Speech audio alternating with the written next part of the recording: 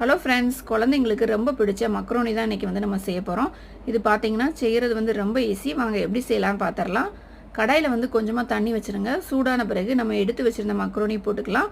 கொஞ்சமாக உப்பும் கொஞ்சமாக ஆயில் சேர்த்துட்டு வேக விட்டு எடுத்து வச்சுக்கலாம். நல்லா வெந்த பிறகு நல்லா தண்ணியை வடிகட்டிட்டு ஒரு பாத்திரத்தில் மாற்றி வச்சுருங்க. அதில் வந்து கொஞ்சமாக ஆயில் சேர்த்துட்டு லைட்டாக ஒரு ஸ்பூன் வச்சு மிக்ஸ் பண்ணி விட்டுருங்க. இந்த மாதிரி பண்ணும்போது அது வந்து வெந்த பிறகு ஒன்றோட ஒன்று மிக்ஸ் ஆகாமல் இருக்கும்.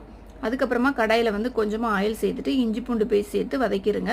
இஞ்சி பூண்டோட பச்சை வாசனை போன பிறகு ஒரு பெரிய வெங்காயம் பொடியாக கட் பண்ணி சேர்த்துக்கோங்க. ஒரு தக்காளியும் சேர்த்துக்கோங்க. தக்காளி வந்து கொஞ்சம் சின்ன தக்காளியாக சேர்த்துக்கோங்க.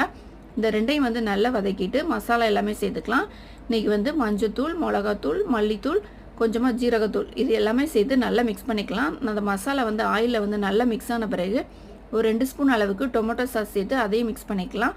இந்த சாஸ் வந்து சேர்க்கும் போது டேஸ்ட் கொஞ்சம் இன்னும் கூட நல்லாயிருக்கும்.